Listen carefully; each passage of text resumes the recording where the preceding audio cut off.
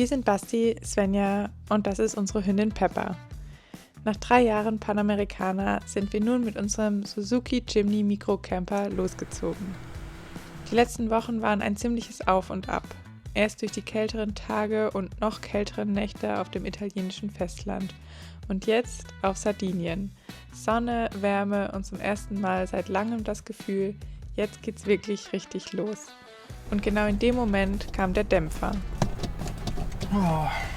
Und da ist unser Abenteuer zu Ende. Ja, ich kann keine, die Kupplung ist im Eimer. Ein plötzlicher Kupplungsschaden an einem der schönsten Küstenabschnitte Sardiniens. Und plötzlich war da diese Unsicherheit. Wie geht's weiter? Geht's überhaupt weiter? Vor allem hier auf der Insel, wo Ersatzteile nicht immer sofort greifbar sind. Noch wissen wir nicht, was los ist. Es wird auf jeden Fall auch noch bis Samstag dauern. Scheint also nicht ganz so einfach zu sein. Ein paar Tage zwischen Hoffen, Planen und Abwarten.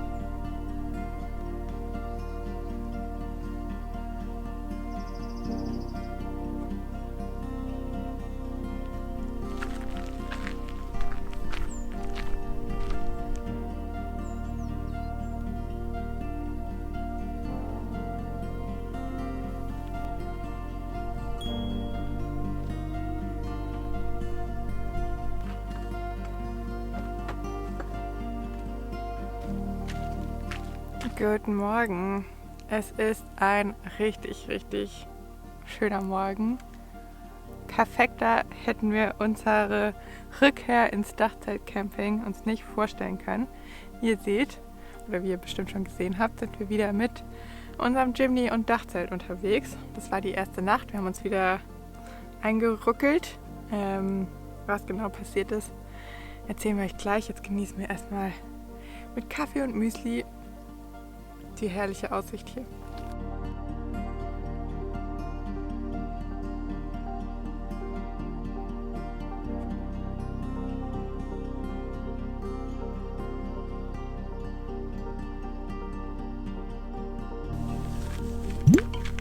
Welcome back!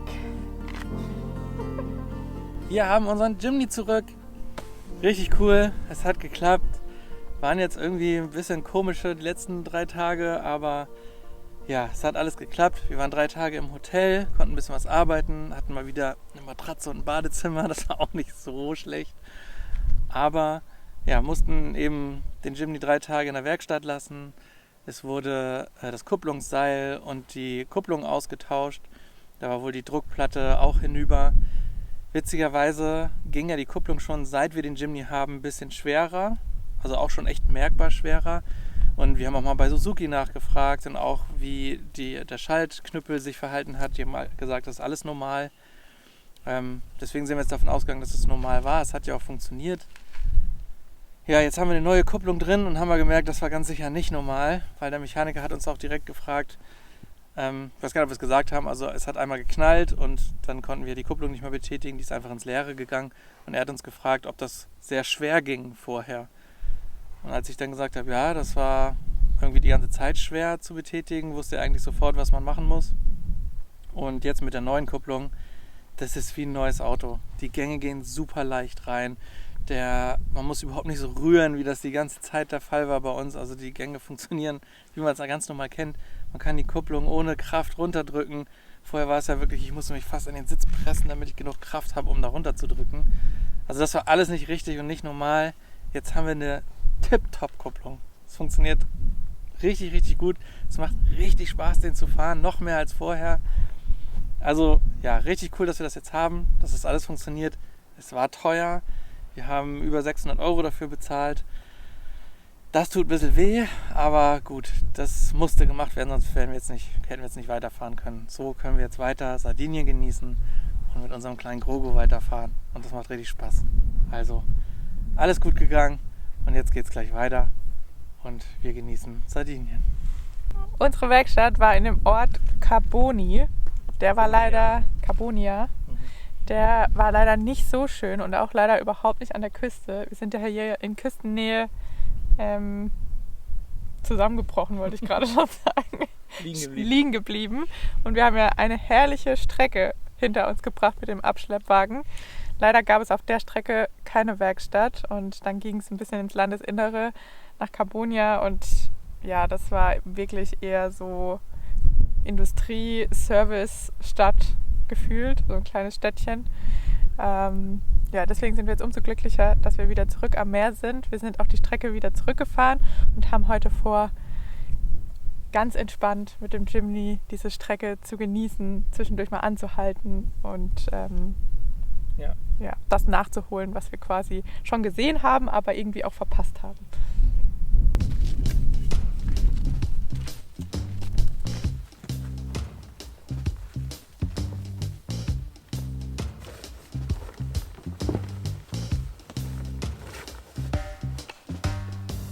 Das war auf jeden Fall Rekord. Und zwar nicht im positiven Sinne, sondern, das heißt positiv, negativ gibt's nicht, aber so lange haben wir, glaube ich, noch nie gebraucht.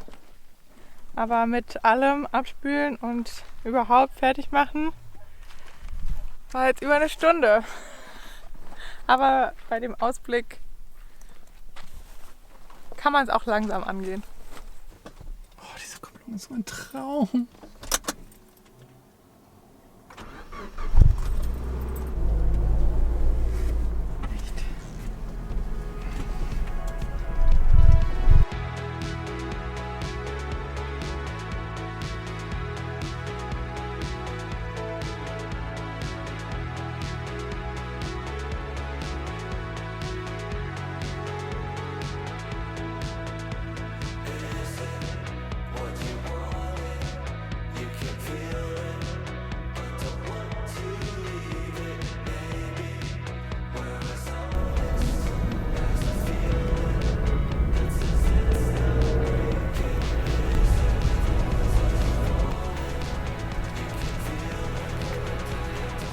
Hier direkt unterhalb von unserem Stellplatz kommt man an einem riesigen Sandstrand raus, wo auch ein Campingplatz ist.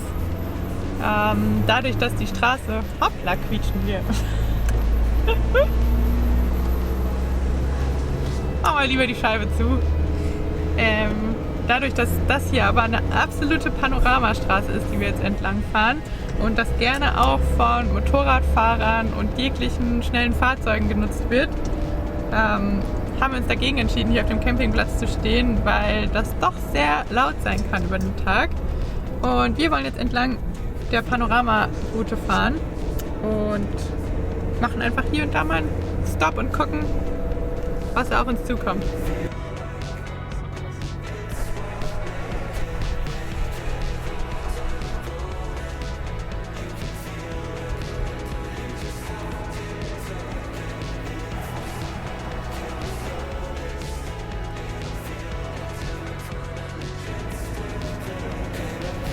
Wir fahren jetzt hier die SP83, heißt die. Und die führt immer mal wieder so ein bisschen ins Inland zwischen die steilen Felsen, Steilküste. Und dann führt sie... Küste ist das ja eher nicht.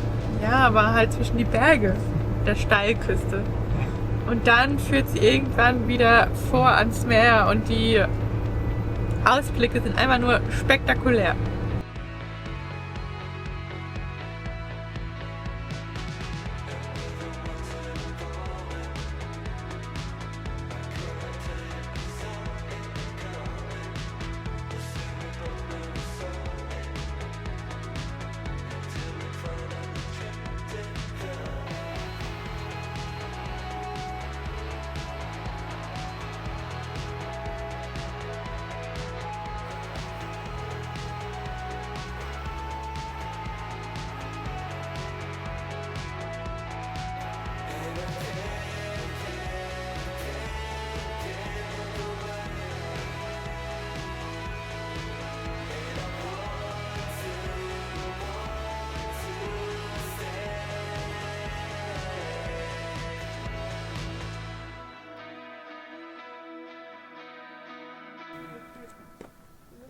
Packung bleiben.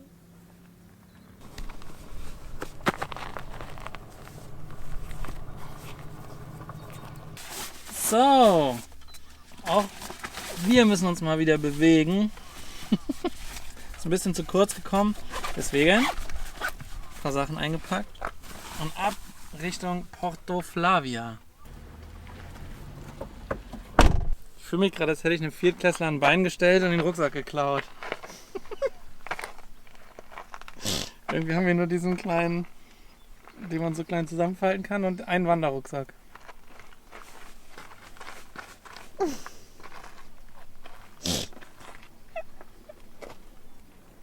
Nicht lachen, ich habe einen Joghurt im Rucksack.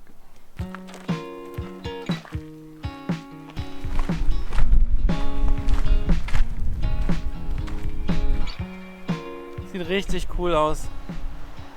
Bin mega happy, dass wir jetzt doch nochmal hierher gefahren sind, so richtig runter und jetzt hier lang wandern, anstatt nur irgendwie von oben mal den Blick zu haben.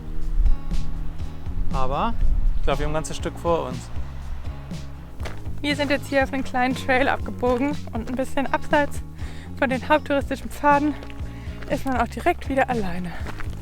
Man merkt aber deutlich, wir nähern uns der Hauptsaison und den wärmeren Temperaturen.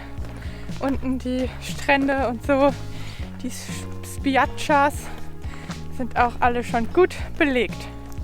Aber ich würde sagen, wenn wir die Wanderung gemacht haben, ist es auch mal wieder Zeit für ein Eis.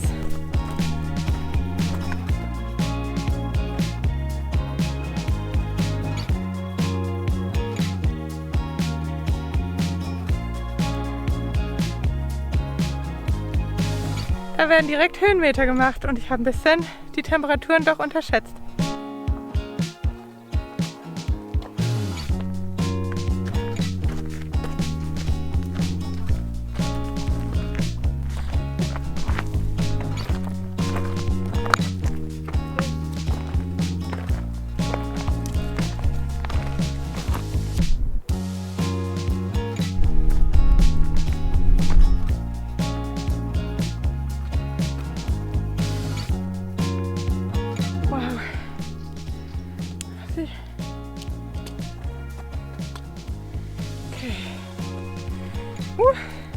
Irgendwie habe ich schwierig bei der Trail-Beschreibung überlesen, glaube ich. Da war's Klettern.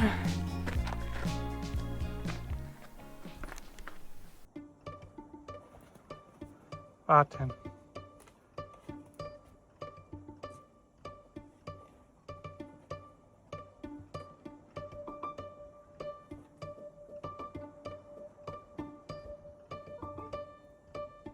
Und Pepsi nicht da.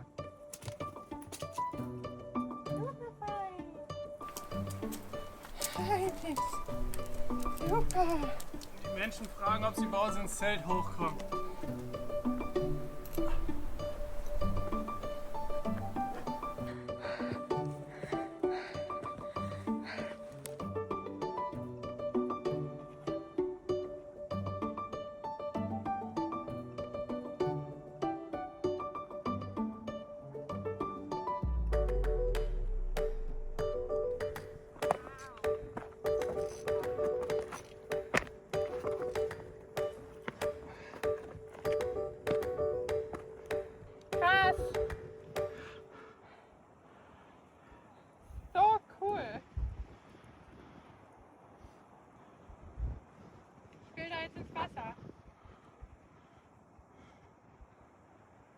Der Ausblick ist auf jeden Fall der absolute Knaller.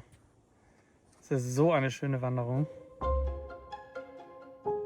Eigentlich wollten wir unseren letzten Vlog genau hier beenden. Rund um Porto Flavia.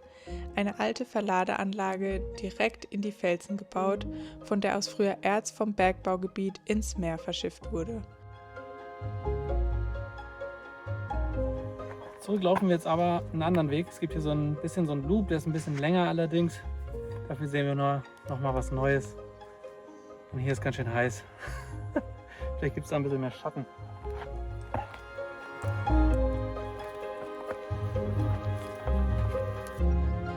Aber manchmal kommt halt einfach was dazwischen. Umso schöner fühlt es sich jetzt an, nochmal zurückzukommen und diesen scheinbar verpassten Ort doch noch zu erkunden. Während unserer Wanderung öffnen sich immer wieder diese Ausblicke entlang der Steilküste. Und draußen im Wasser liegt der Pan di Sucaro, fast unwirklich in seiner gigantischen Größe.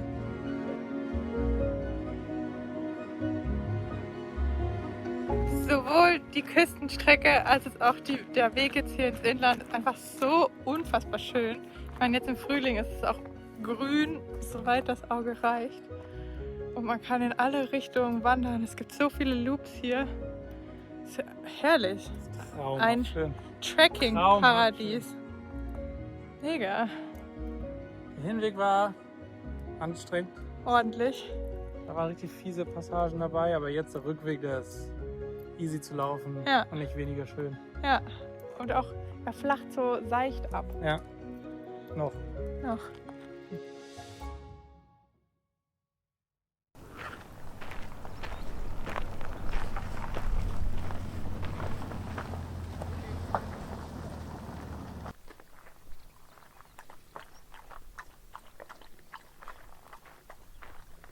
Super.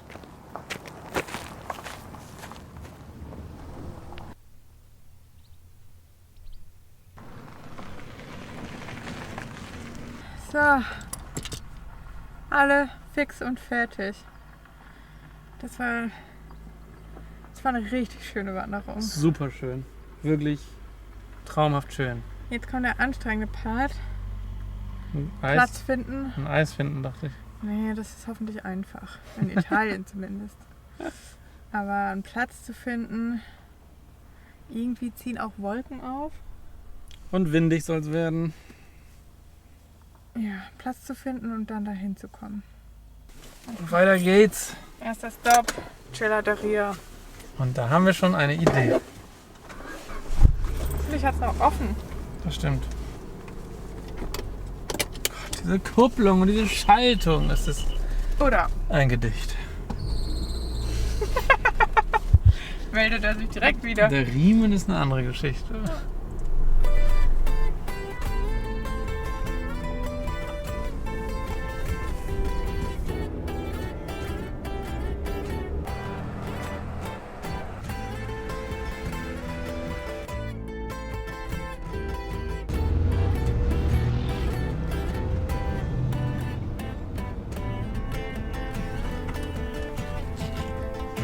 Wir sind in Nivida und holen jetzt ein Eis. Schnell.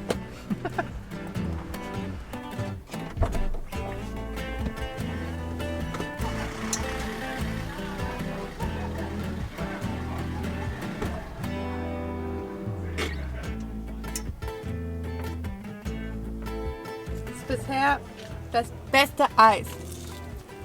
Und riesengroß. Riesengroß.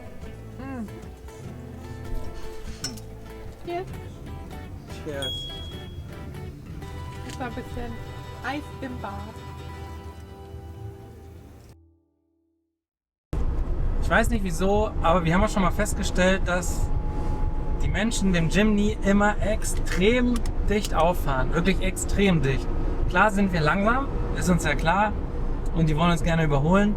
Aber auch wenn es gar nicht geht, alle fahren so dicht auf. Und das hatte ich noch mit keinem anderen Auto. Aber beim Jimny fahren die wirklich bis auf unseren Rucksack drauf. Gut, dass wir den haben. Der ist übrigens von Sunnyside. Sunnyside.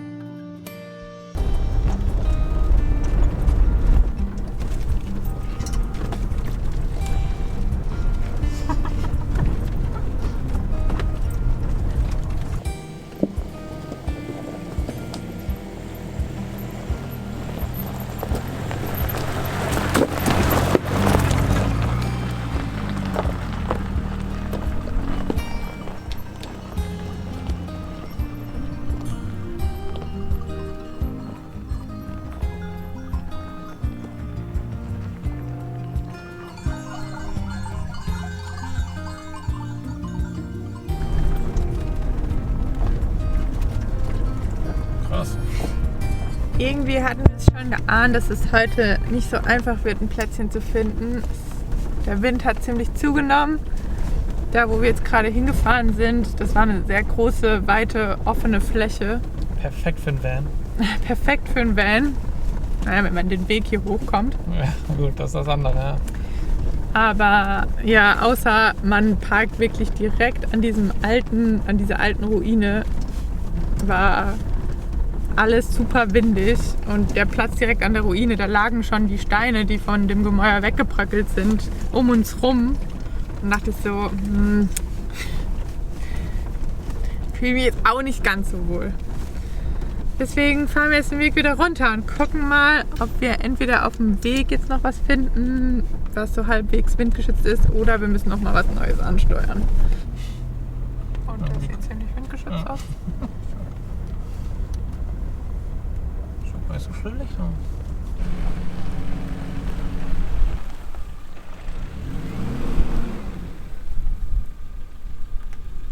Es ist vollbracht. Wir haben einen Platz gefunden. Es ist ziemlich kalt geworden, muss ich sagen. Wir stehen jetzt hier tatsächlich ein bisschen windgeschützt auf einem Parkplatz von einem Freilichtmuseum, was hier in der Nähe ist, von einer Mine, das nur samstags und sonntags geöffnet hat. Und jetzt ist Sonntagabend, keiner ist mehr da. Morgen wird also auch keiner da sein. Und für eine Nacht wird das, glaube ich, schon ganz gut funktionieren. Ist kalt geworden und ich glaube, ich ziehe mir tatsächlich auch meine lange Hose an. Nützt nix.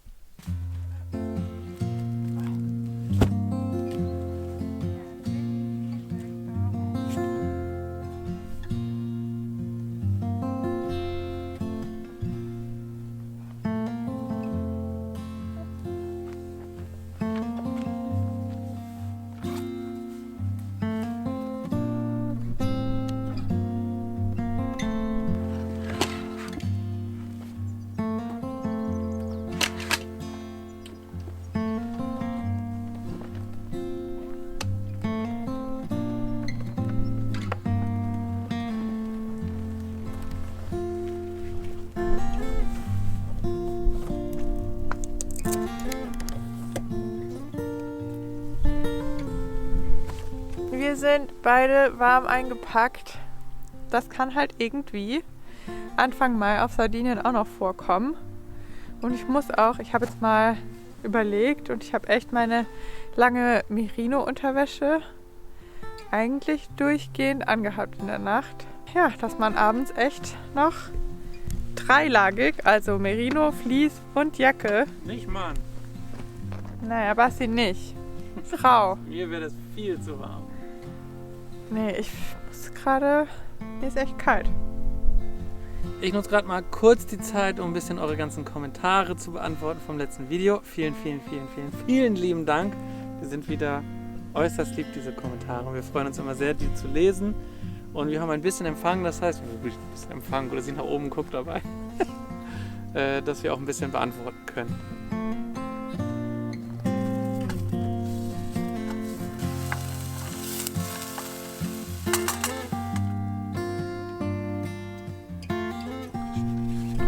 Nothing special. Bisschen Nudeln, bisschen Panna, bisschen Muskat Einfach unser und Lieblingsgericht. Parmesan. Cheers. Cheers. Bon Appetit.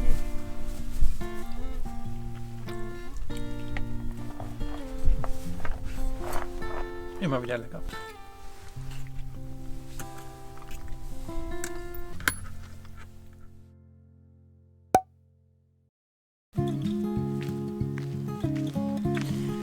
Einen wunderschönen guten Morgen.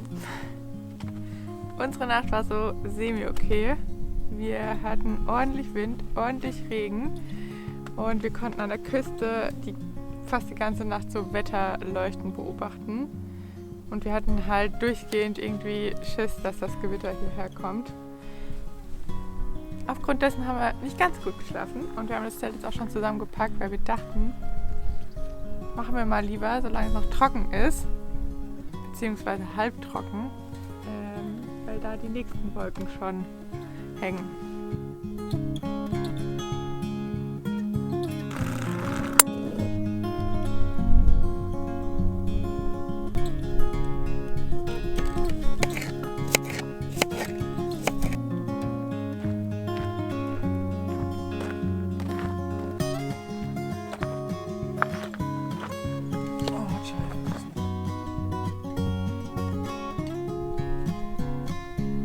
wir sind alle drei ganz schön fertig von der letzten Nacht und von der Wanderung gestern. Peppi hat sich auch noch kein Stückchen bewegt heute. Die Sonne hat ein bisschen ein kleines Loch in die Wolkendecke gerissen und wir packen jetzt mal zusammen und fahren ganz runter in den südlichen Zipfel. Auch wenn das Wetter nicht so gut vorhergesagt ist, wollen wir trotzdem mal unten vorbeigucken. So, Svenny geht den Weg mit Pep schon mal vor und ich fahre langsam hinterher. Dann hat Peppi schon mal ein paar Schritte gemacht und wird auch nicht so durchgeschüttelt hier.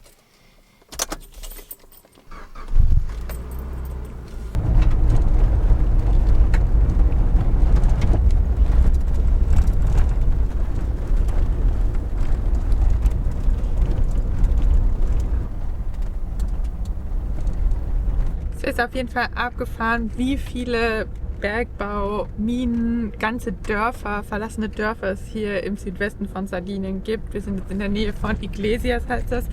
Und hier ist ein komplettes verlassenes Bergbaudorf, Monteponi heißt das.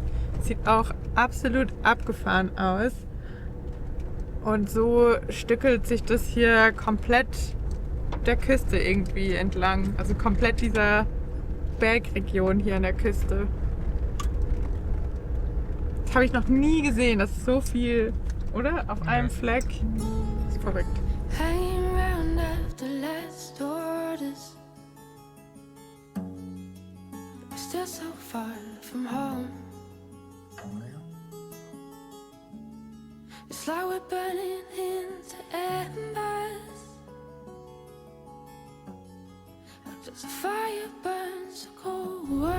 Und plötzlich sind wir wieder am Meer. Das ist das Schöne irgendwie auf der Insel, dass die Strecken meistens nie so weit sind. Ja, das stimmt.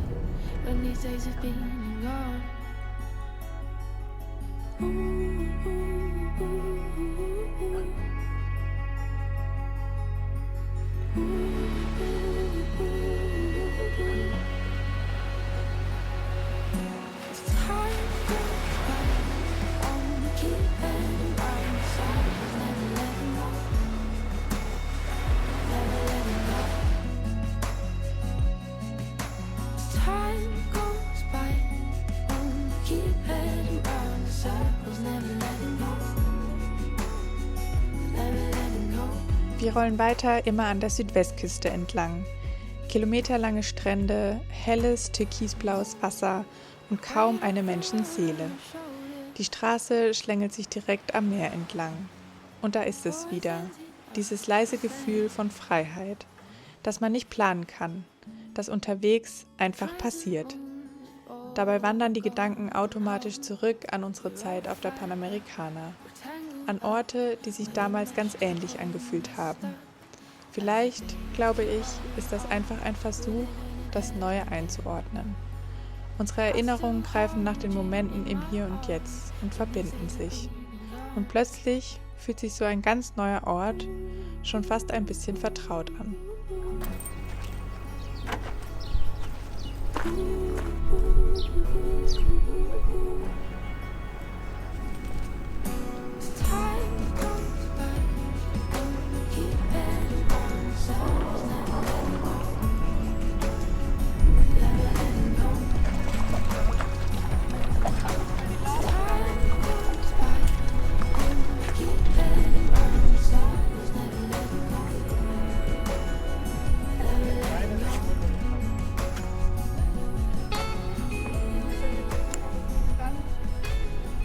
Ist das eine herrliche Dünenlandschaft wieder.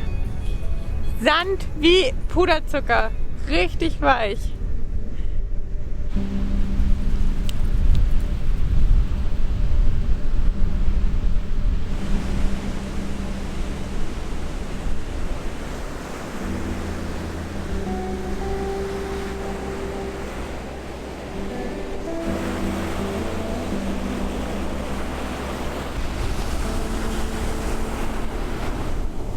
Wirklich der perfekte Zwischenstopp, vor allem auch für Peps. Hier kann sie sich wieder austoben und es ist unglaublich schön.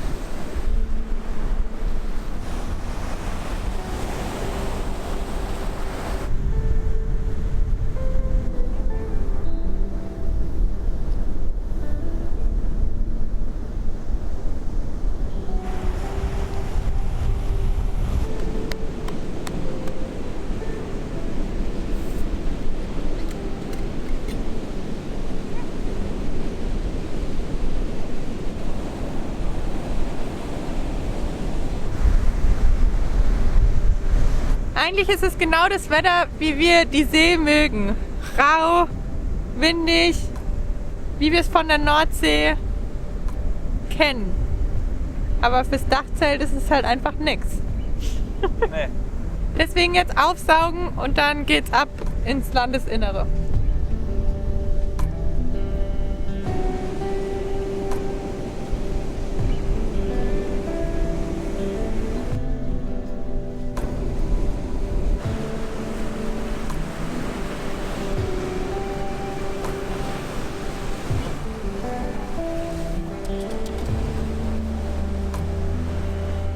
Wird Zeit, dass wir zurückkommen. Es wird richtig dunkel.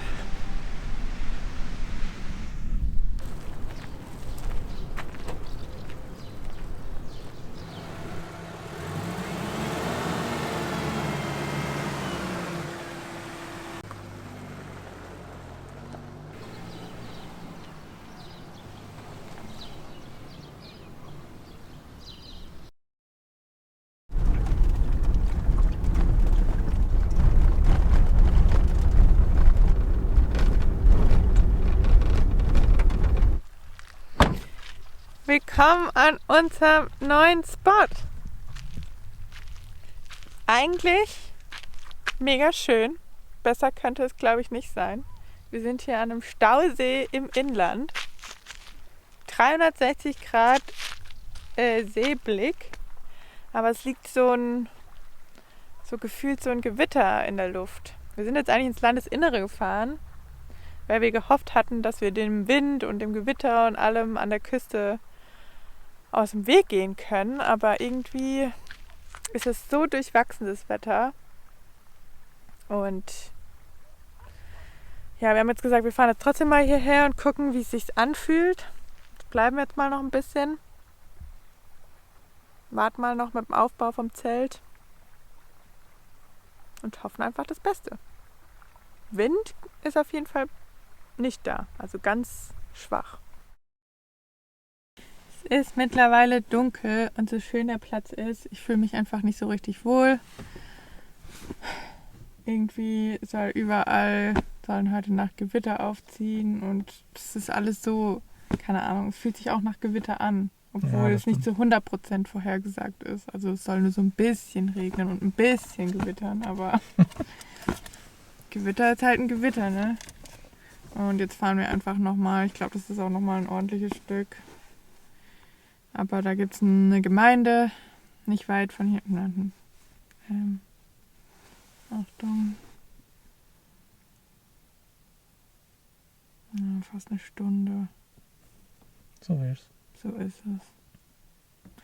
Naja, ja, eine Gemeinde, fast eine Stunde entfernt von hier, die so einen kostenlosen Stellplatz für die Nacht anbieten. Mit ein bisschen so Überstand und so auch. Und hoffen wir, dass da noch ein Platz frei ist.